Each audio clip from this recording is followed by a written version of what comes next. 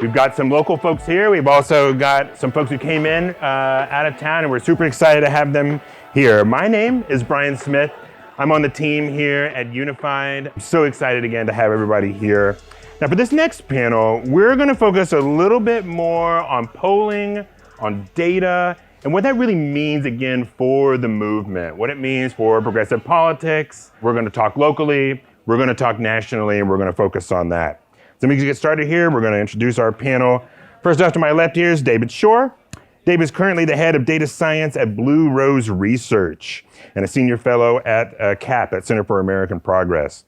In his past life, he's worked with folks like Nate Silver. He worked on the 2012 Obama campaign and was known for a lot of the models that he did there during the 2012 campaign and beyond.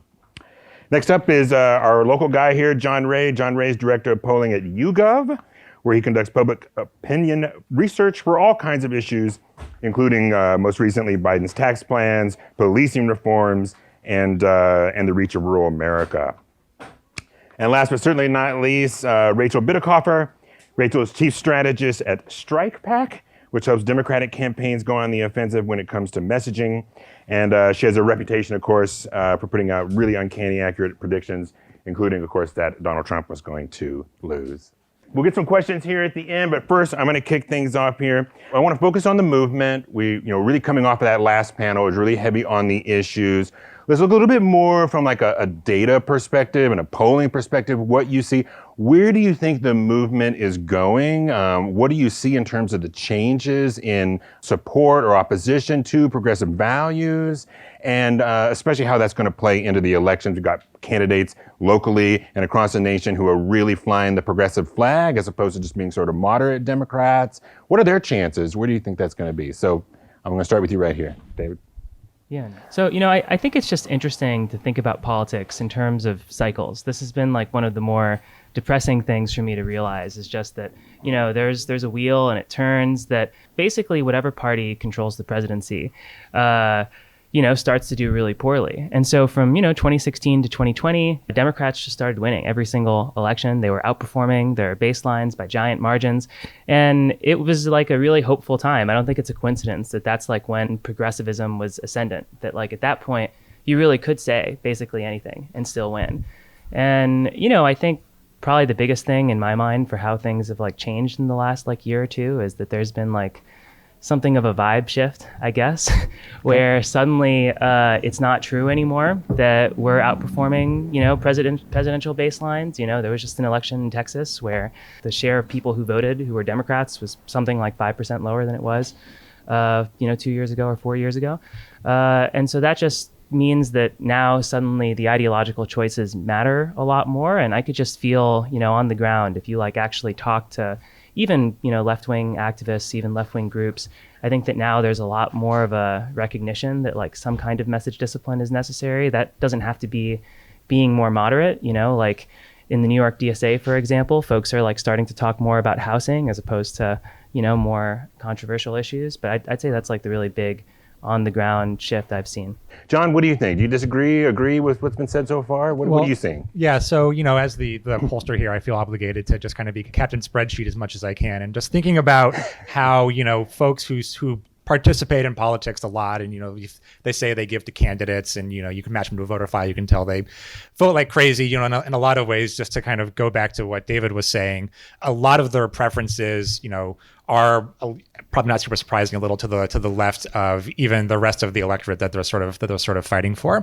And I think what we're seeing is convergence on the places where they actually align. So I think there is this kind of belief out there that, our activists are kind of way to the left on, everything. And that's actually, in some instances, they're more concerned about the environment. They're a little more concerned about, healthcare access, but not quite as much on these sort of 70% economic issues, on these sorts of, like David was saying, DSA talking about housing more and more and sort of coming up with a sort of economic frame for stuff like that. I think is basically what we're going to see over the course of this cycle is an attempt to kind of get those values to line up.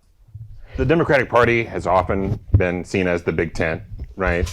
We talk about coalitions, you're talking about groups coming together or not. Where do you see that going right now? Is the tent widening? Are we losing people out of the tent? Are they the Latino voters and the RGB who are turning out massively are they leaving the tent? I mean, what do you see happening? Well, so I think on the question of like, are people leaving? I think it's actually what we should be thinking about more is Republicans are doing a lot to expand the denominator. I think they're doing a lot to bring in infrequent voters, inactive voters, in a way that Democrats are actually often, quite good at. I think the Obama coalition that we put together really did a lot of good work for us. And I think on that subject, I know in the previous panel we were talking a lot about kind of Latino candidates in the southern 3 districts of Texas. I think there's a good lesson there that we're going to have to pay a lot of attention to when it comes to talking to not just infrequent Latino voters, but also rural whites who kind of hate the system. Suburban whites who don't participate very much. I think really that's what we should be thinking about a lot is how do we expand the denominator as opposed to who's shifting in and out of the numerator. David, you want to chime in? Yeah, I do want to push back. Persuasion is important. If you look at what I would say is it's true that, Trump expanded the denominator. But if you, look at the voter file, if you look at like basically how many registered Democrats, how many registered Republicans were there, the big thing is that Trump really inspired people on both sides of the aisle to turn out. But really the overall partisanship of the electorate between 2016 and 2020 really didn't change very much. And, I think if you go back to 2012, which personally, that's when I was, 20 years old. So that's my natural baseline, the natural state of things. But if you go back to 2012 and look at what's happened since then, we've done, something like 3 or 4% worse with Black voters. We've done something like, I think if you use 2012 as a baseline, probably something like 10% worse with Hispanic voters. And we've also done, probably something like 20% worse with white people without a college degree.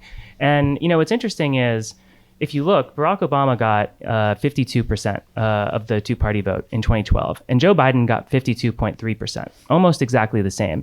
But Joe Biden did worse with every single group except for college-educated white people, which is a group that Obama didn't even win. And so I think it's just like mechanically true that the Democratic Party has gotten less diverse, that we've done a lot better with one specific group, but done a lot worse with every other group. And that's like maybe morally bad, but also it just has like some implications because those people live in the wrong places. They're concentrated in cities. They don't live in places like Montana that are overrepresented in the Senate. So we actually spent some time on the staff several months ago talking about how we can all move to different parts of the country to like help redistribute folks. We figured it wasn't actually going to work. We wasn't going to achieve what we wanted. You agree? You don't do that? Yeah, don't do that. I don't know why I would want to leave Austin anyway. But why would you want to live? I mean, don't go down from Austin. Don't do that. Let's talk a little bit about the elections coming up this year. David, I know you have some very strong opinions about the Senate. So I'll come back to you in a second. What are some of the top, let's say, states, districts, races that you're looking at as bellwethers for how other districts may do across the country? Especially, again, come back to the progressive movement. Who are some folks that you're looking at to see like potentially how other progressives are going to do later on? Or are there none? I look at things, just to loop your question into what David just said, here's the thing in poli-sci. We have this realignment. It's a long-term realignment. Probably the electorate's going to always be in a condition of realignment, but in our lifetime and for our purposes, what matters is that white college-educated people in general are moving towards us because of the shit that the Republicans are doing to fracture brand loyalty of the white working class against us, right? So the things that make you look great with Marjorie Taylor Greene to get all those people do isolate people of education is that big divide. So I think it's important to understand that because when I look at the map, like what I'm looking at is a series of contests, down to the state legislative level, all the way up to the statewides. And what matters to me is, okay, what percent of the population is white and educated and regional? Because, in Maine, it's a little different than, say, Tennessee. And then I'm looking within there at where are the hubbubs of our coalition? Because Republicans, like the way we talk about it, and I think, this might be a fair characterization of just general electoral approach on the left is there's these two things and they compete with each other, right? Either we do mobilization or we focus on conversion. And what the Republican system is designed to do is double dip onto both of those at the same time. and then perform coalitional maximization while expanding the denominator. And that's partly because when somebody comes around with a good idea, even if they have humble roots, they get some investment. Okay, that doesn't happen so easily on our side. So, when I think about what do progressives need to do to win, like I could answer this question, and I have on my Twitter. I've sent out competing tweets to see which would perform better, and they actually perform fairly evenly, which tells you about my timeline. And what I was trying to hammer home is it doesn't matter if you're AOC or if you're Abby Spanberger.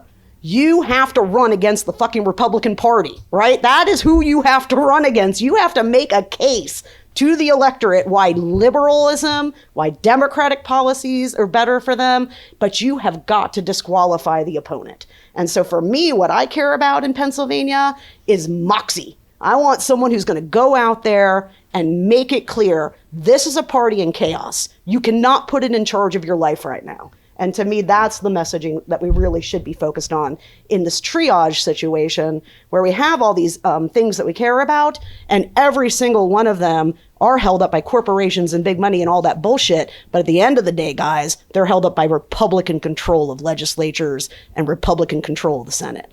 And until we change that, till we beat them politically, we cannot get the policies that we want. I know you've got some thoughts. Amen. Yeah, David. And I want to follow up on something that you said, but first I want to ask you to talk about the Senate, because you've gotten a lot of ink and a lot of attention for some of the positions that you've taken on what's going to happen with the Senate this year. So I want to give you a chance to talk about that a little bit. What you think is going to happen? Sure. Yeah. I mean, the political forecasting, political analysis, it's just gotten, unfortunately, a lot easier in the last 12 years. If you look at in 2008, the correlation between, 2012, the correlation between Senate vote and presidential vote in a state, it used to be about 0.7. You could have people like Heidi Heitkamp narrowly win a state that Obama lost by like 20 to 30 points just by being really likable and making good ads and, whatever.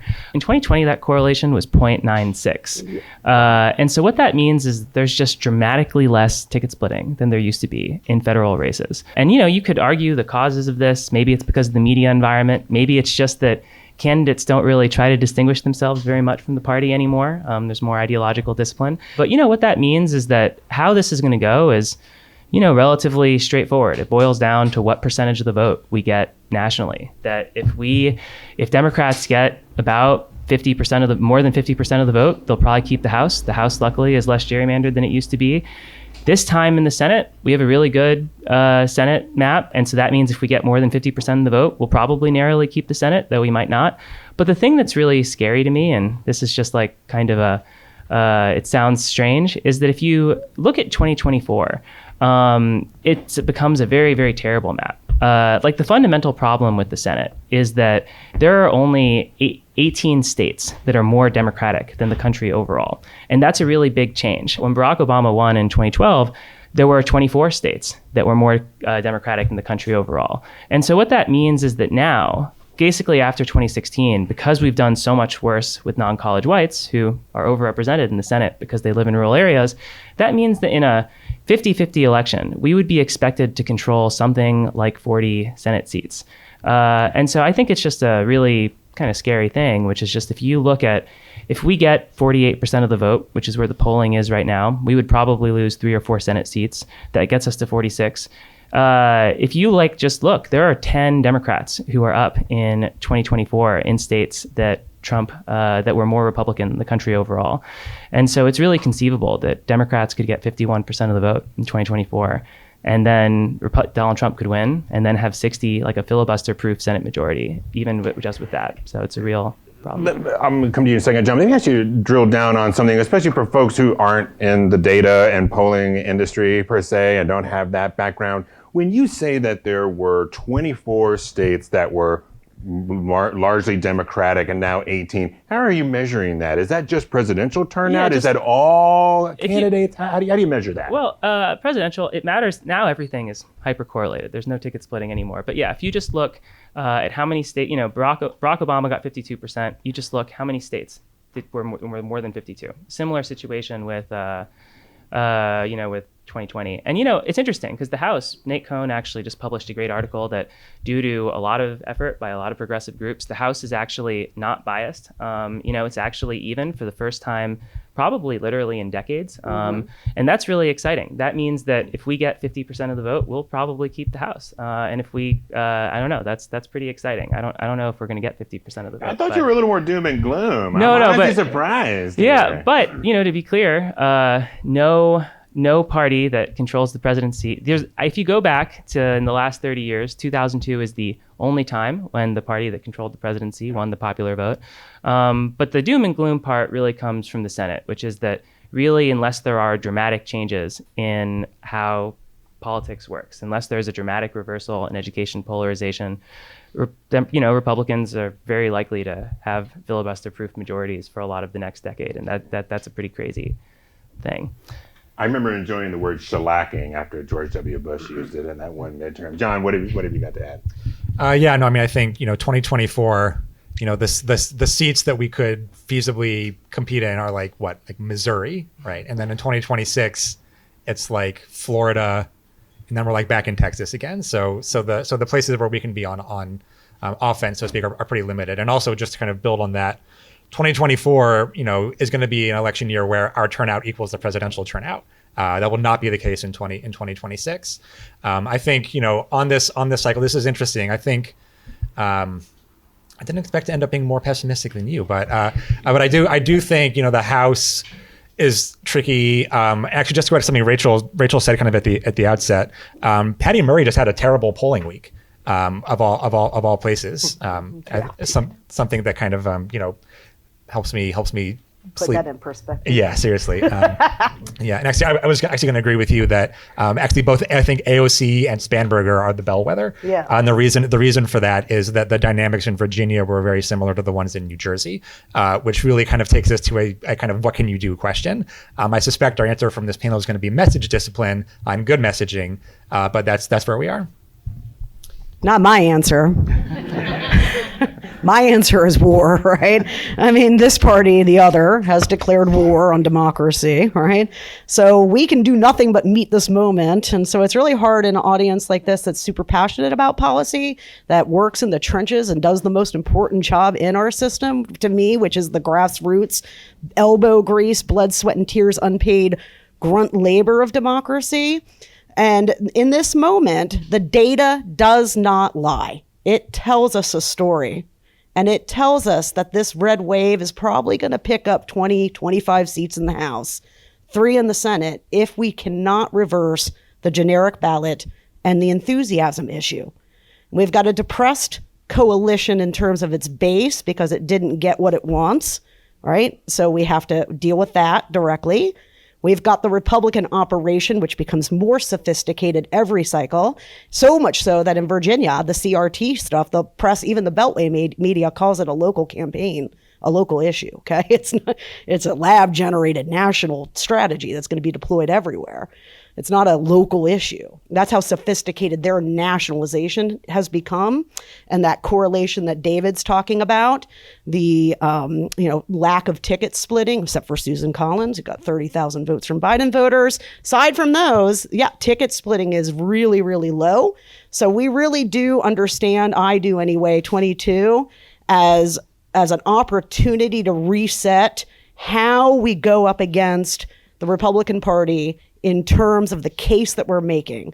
And it's always offensive, never responsive, strategy. But if we can see those generic ballot and that enthusiasm gap as 2 metrics that are always going to be external and really reliable, and if we can move them, then to me, we have hope of dominating that 51%. But what we saw in Virginia was high turnout of their coalition, lower turnout of ours, especially in our best precincts, where they hit their 2020 numbers and we did not, right? We shed 500,000 votes statewide in that Virginia race, much more than the margin. They shed 150. So what that tells me is the GOP is figuring it out every cycle better and better.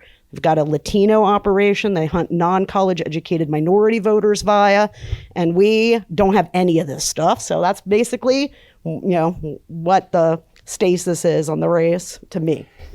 I want to ask you about something you said earlier, and again, this is sort of peeling the curtain back and understanding how the sausage gets made for folks. You mentioned earlier, you said, when I conduct a poll or when I look at the data, one of the first things I look at is the white population and the education, of that sample and everything. To folks who are uninitiated, that may sound like some communities are getting left out or not really looked at. So explain why it is that way, or I mean, it's this perception, by the way, that the suburban vote or the college-educated vote is white, which it is not, especially in Virginia. It's very diverse, and in the South, right, where all these realigning states like Texas are.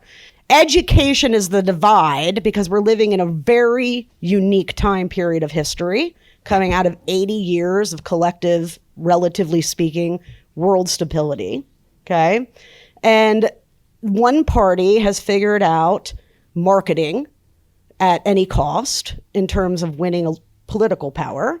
The other party has continued down the track of trying to run a government. Okay, so in this really unique moment that we're in, the more we frame the stakes of the moment, the more we try to abnormalize it, the better off we'll be, because in normality, we will lose.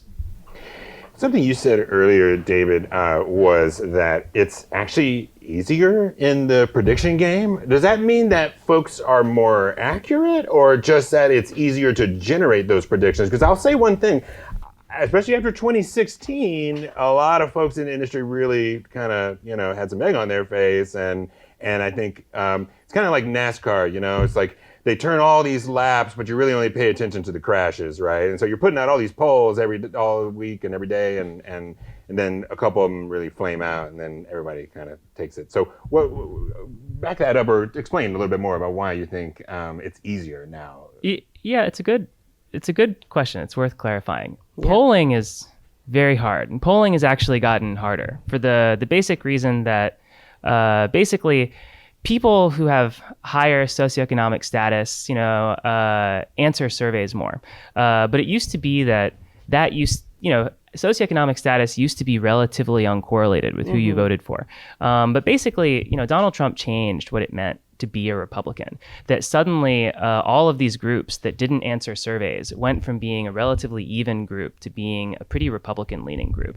And that's why we've seen, public polling be pretty wrong in 2016, in 2018, in 2020. In 2020 is a funny story that actually one of the reasons 2020 was so wrong, it was the wrongest polling has been actually in like literally 40 or 50 years, was because during coronavirus, Democrats stayed home. And we could see this. You can get cell phone mobility data, and really specifically, like liberals stayed home. Everybody else went about their lives, spring break, whatever. And the liberals were just cooped up, and they answered a ton of surveys. To answer them. And that's why they overestimated Democratic vote share by 3%. Yep. But, I guess what I mean by that, I'm not saying that polling is easier. Polling has gotten a lot harder. I'm a pollster. It's terrifying. Right. I'd say that predicting elections, though, has gotten easier. Just because, basically, if you want to know how someone's going to do in a race, you should look at how the last presidential candidate did there, and then you should add a number. And that simple model, you can, in some ways, it even makes sense to ignore the polls. Like that simple model will explain something like 95% of the variance. And like 10 years ago, it would have been like 70 or 60%. But then the question is, okay, well, what number do you add? And this is like the other thing that I find, maybe somewhat depressing, is that midterms are really predictable. It's one of the spookier things in political science that you can, in general, if you look at the past literally 80 years of midterms, just with 2 years out generic ballot polling, you can usually predict things to within 1%. And the reason is that there are really strong, it's not by looking, basically there's a really strong pattern that basically for every single president, with the exception of George Bush in 2002 because of 9/11, there's a consistent decline in popularity for the party that controls the presidency. And I don't want to be fatalistic about it. I think that doesn't mean there's nothing we can do. I think there's reasons why that happens. Like generally, when the party that controls the presidency tries to pass a bunch of unpopular bills, there's overreach, they start fighting each other.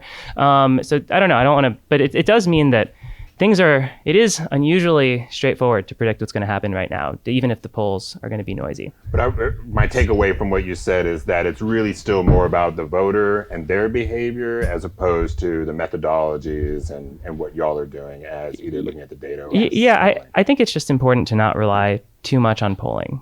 There's election results. That's all. Let's ask the pure pollster. Yeah, let's ask the pure pollster, John here.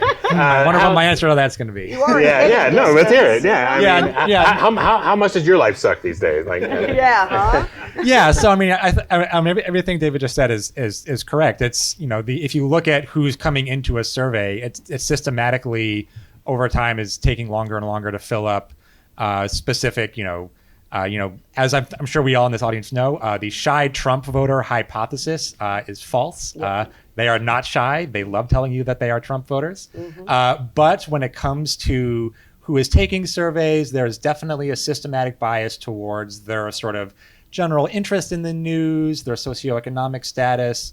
And as social trust, one of the things Trump was very good at was pushing sort of down social trust among his base. That's going to push them out of taking surveys. So surveys take longer. It's required some kind of design choices to change and sort of have both how you sample and the survey that you give. So yeah, I think that means my life sucks marginally more than you. We talked about sampling earlier before we got up here too. I mean, that is one of the hardest things to do now. It's just virtually impossible. Rachel, do you have something you want to add? Yeah, I mean, it's definitely voter behavior, but it's not like organic. So it's, it's something that's contrived from strategy and from messaging and the ecosystem that they designed to do their heavy lifting in the media. So, but yeah, it's so easy. I can do it. Okay. Like it's so easy that I can predict election outcomes right now off of generic ballot, off of enthusiasm. And you can anticipate those switches, right? So like as early as November, after the election, I'm like, oh, well, Virginia is going to be competitive again. It's going to pop back into competition immediately because these two indicators are going to flip, So like it is a product of nationalization is not something that just happened. And nationalization is what David and John are referring to when they talk about correlation between presidential vote and predicting the next election, or just all these states that are either fully blue or fully red now. The number of split delegations is very low, and that's because the main predictor of, I know nothing else about you, but I know you are a Democrat or you lean left. I can predict your vote with 90% accuracy. 90%, okay? And I mention that because we don't have, their system is designed for that reality and our system is not. Our system acts like our demographics are going to be the most important decider. And because you guys get so much shit about identity politics, I want you to leave this talk with some context for that. The other side is running identity politics, okay? It has just happened to be one identity, so it's a lot less obvious. And that is why, the triage work, we certainly need to start to give curative and restorative information to the white working class or to working class people in general. But this triage moment requires us to go in with precision like surgery into that voter file and maximize where we can convert and where we cannot, okay? And the people who are de-aligning from us are not the first people that should be getting those resources in a midterm election, especially. You really need to be hopping it into your coalition, which includes Black voters, Latino voters, young voters, which is the hardest metric to move. Hard as hell, but democracy's on the line. So we have to figure it out, right? And you've got to give your audience something that is equivalent into the system that they're doing. So to me, it's unfortunate that we've devolved to a place where we're all team, all tribe, but that's where we are and that's where they've put us. And our only way out is to meet that head on and devise a system that can answer it. We're going to get ready for audience questions in just a second, so make sure you have them ready. We'll turn to you in just a minute. I've got one last question for the panel. I really want to ask, actually, who are some other folks in the industry that you follow and why? And then, of course, take some opportunity, of course, to talk about what you're doing now, where people can find you online, and some of the stuff that you have coming up later this year. Rachel, I'll start with you down there at the end, if that's okay. Well, I'm very popular on election Twitter, but other than that, no, I'm just kidding. And where can they find you on Twitter? You can always find me on Twitter. I work that as a secondary job all day long, trying to do what I call Operation Fire Alarm. This thing is coming. We can either accept that it exists and it's real and devise a system that can meet it head on, or we can just pretend it's not going to happen and then wake up in a, maybe not a democracy in a couple of years, right? So I'm all day on there trying to reach people and expand my Operation Fire Alarm whistle reach at Rachel Bittikoffer. It's easy to find because I'm the only one that has that last name on Twitter, and nobody would want it. I married that monstrosity, so it's, I'm not particularly allegiant to it. I did make it somewhat nerd famous, which is kind of ironic since, it's not my... Anyway, where I'm going from here is I've got some great stuff coming that is going to just hit them right in the nuts, dude. It hits them right in the nuts. And what I'm really interested to do is wedge issue, because we've never run a wedge campaign at all, ever, on this side, and I know how to make one. Climate change and pot, okay? Because in Florida, 15% of the people that went and voted to legalize pot there voted for Ron DeSantis, guys, okay? Because we have to partisan up our language. Can't be corporations. Has to be Republican corporations or Republican-controlled corporations. Like, if we don't assign a villain and we're the villain for them, we're going to be at a major structural deficit. Cannabis is such a weird issue and how it crosses lines and everything. And it's a single issue. Yep. It's a single fucking issue, right? Yeah. Like guns, right? All you got to do is go to Oregon and say, look, you have legal drugs and they're coming to take it, right? And like places like Austin, you can't have that because the Republican Party said no. Right? That's the message we need to be when taking. People have this attitude like, keep your hands off my Medicare, about, keep your hands off my access to cannabis. It might be there. Yeah. John, where can folks see you? And also, I'd love to hear if there's folks out there that you're following and what you see in terms of those kind of trends. And on the marijuana thing, which is happening in Austin as we speak, there's particularly a single issue among people who basically hate both parties and kind of hate the system and feel disaffected by it. And that is actually something that I'm following really closely. This year, I'm particularly interested in the work that we're doing on trying to reach younger voters where they are. Same type of folks who kind of hate both parties, hate Trump, not jazzed about Biden. Figuring out how what would a campaign look like that had a real presence on Discord servers, on Reddit communities, TikTok. How a campaign can talk through sort of how do we use Twitch? How do we use YouTube to sort of really micro target that sort of element of the voter file where kind of the marginal gains from persuasion and turnout are both high. That stuff really interests me.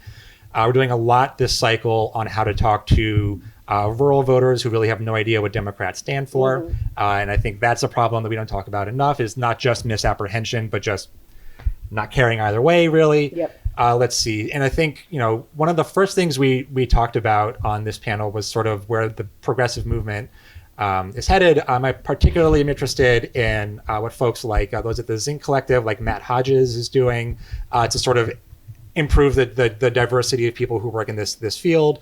Later on, there's going to be a panel today as well that will have Kunor Oja from Indivisible. I think what Indivisible has done has been really spectacular from the perspective of drawing new people kind of into the coalition. My name's John Ray. It's like the modal name, I think, in the U.S. I believe it's probably the statistical average of names in the U.S. But I'm at John L. Ray on David Twitter. can check that, if it helps, most of my Twitter is pictures of my cat. So consider that your incentive.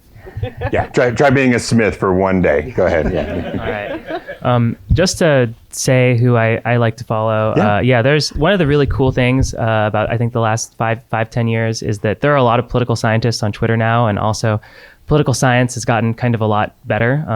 People call it the credibility revolution. There's like a lot of advances in methods.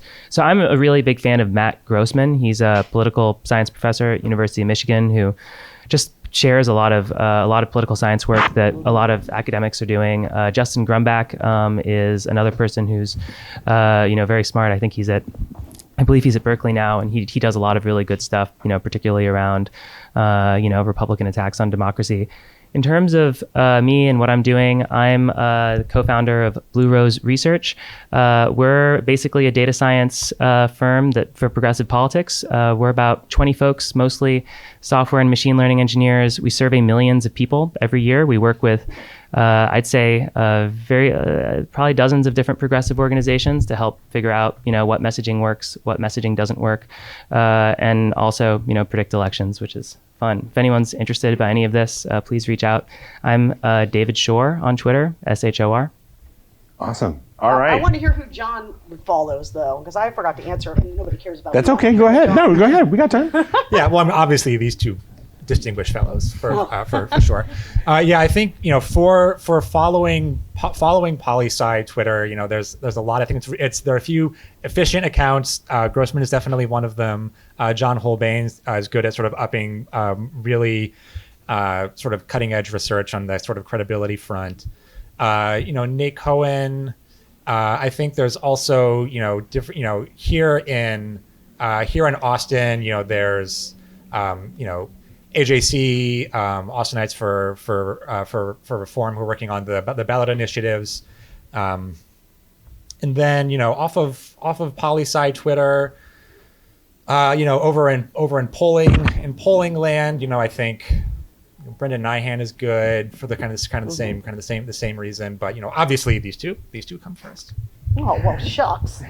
I follow John Ray. He's the head of polling at YouGov, and that's the only guy you need. All right. You heard it from our panel. What are your thoughts on last mile messaging? What's working, what's not working, and where do you see that going? That's a great question. I think we need to be thinking really hard about venue for that.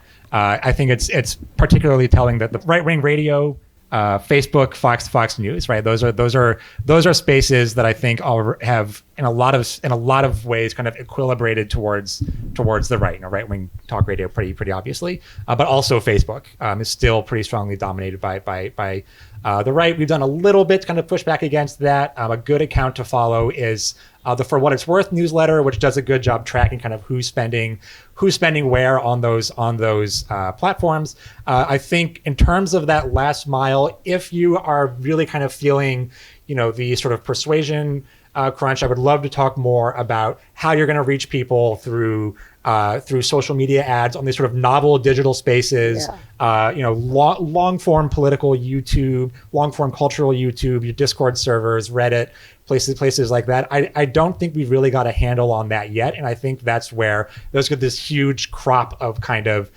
disaffected, low turnout folks who we should be thinking about.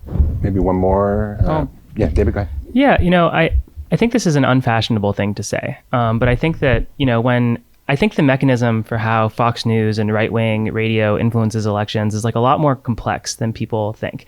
It's not like like swing voters don't watch Fox News. They don't watch right-wing radio. They mainly get their news from local news, from mainstream media sources, from even outlets like CNN or the Washington Post. And so in order for these like narratives, which show up on, far-right content to matter, it actually has to mostly influence what mainstream journalists end up reporting. And, I think that I don't control how the Washington Post is run. So, they could probably do some things that are a little bit more responsible. But I actually think that the causal network is complex and that what journalists choose to write about is actually in a lot of ways, and this is like clearer to me because I spend a lot of time in DC, what progressive activists and what progressive staffers end up deciding to care about and say ends up really influencing what journalists end up talking about. And so I actually think that there's this weird causal network where the Republicans are trolling us into like what we really, basically every day we should be talking about healthcare, minimum wage, and all of this other stuff. And the way that these outlets kind of exist to make us mad and get us to talk about the things that we shouldn't be talking about. And then because the journalists are now talking to them, that'll actually influence their reporting. Obviously, the journalists themselves are also being directly influenced, but we can't control that. But we can influence what we do. And so that's why my anecdotal impression is that conservative radio and Fox News has less influence over Republican voters than it used to. Fox News is Rhino and Rush Limbaugh is dead, right? So like where, Is there data to back up yeah, that assertion, or am I wrong? Or I just what want was- to. Yeah, okay, please. Well, just tell me. okay. Just one. Well, it's an anecdotal impression. Well, I was no. clear about Well, that, but you know. well, I do want to, like, yes and no, because it's like 1% of the population watches Fox News every day. It's literally 1%. The flip side is that 1% are like literally the people who like work in politics, you know, who work in Republican politics. So they're very influential, but like it's just important to remember very few people are actually watching this stuff. So Rachel, why am I wrong? So true, but also when you look in the data of who those 1%ers are, they are all Republicans and conservatives and right-leaning independents, right? So, geez. So they claim to not be watching it, but it's still on in the background. On the TV. So it takes. So here, let me put John on the spot real quick. John, just off the top of your head, don't need to be like fully accurate. What percent of your sample when a YouGov national describes themselves as very liberal? Ooh, very liberal. Can you use the mic, John? Sorry. Thank you for giving me time to think.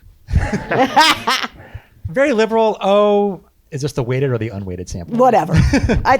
Weighted. Yeah. Yeah, 1 in 6. Yeah, about 1 in 6, guys. I mean, so it's so important. Like, okay, we see OWN and Newsmax and all this shit emerge.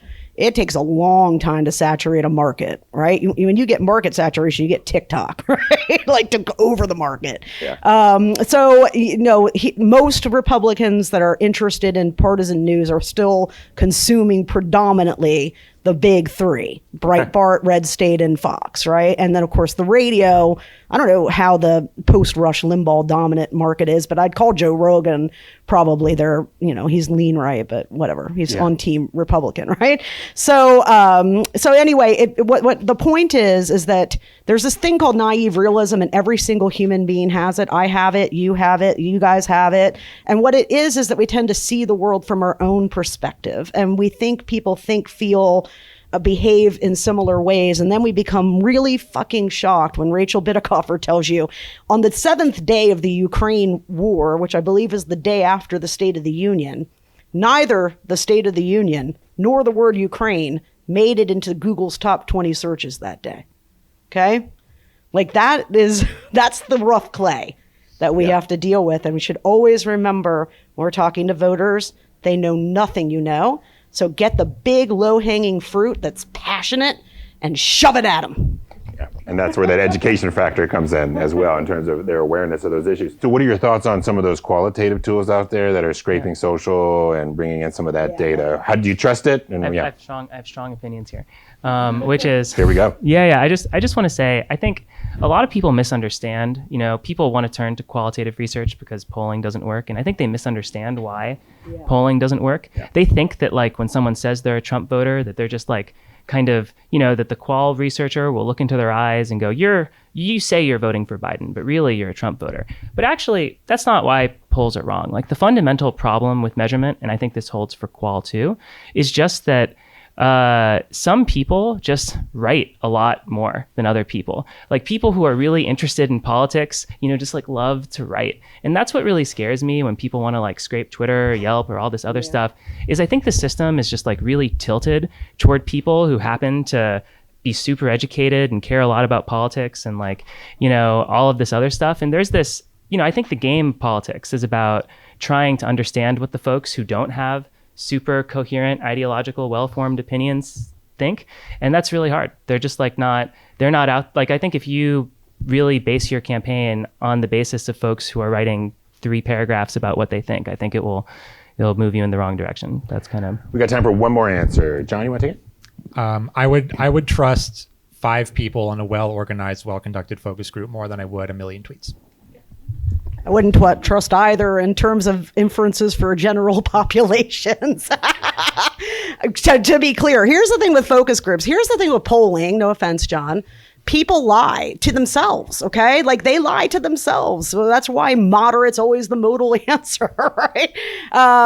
People, even when they're honest, they lie to themselves, right? So we really need to be, for me, like the exciting survey work, and I was sad to leave it, and I haven't found a way to rejuvenate it yet, but where it really is in experimental work, right?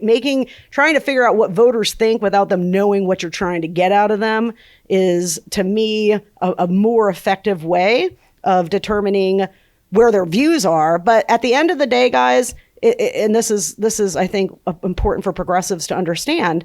At the end of the day, something can be very popular in West Virginia, like the stuff that Manchin blocked, and it could poll at 70%, but it doesn't get made in a nonpartisan vacuum. And once the partisan heuristic is attached to it, the Republican Party supports this, the Democratic Party supports that, then that heuristic overtakes policy. Always, right? So, so to me, that's, really where the meat is. All right. Well, we have sadly run out of time for this panel, but please give a huge round of applause to our panelists, David Shore, John Ray, and Rachel Bidicoffer.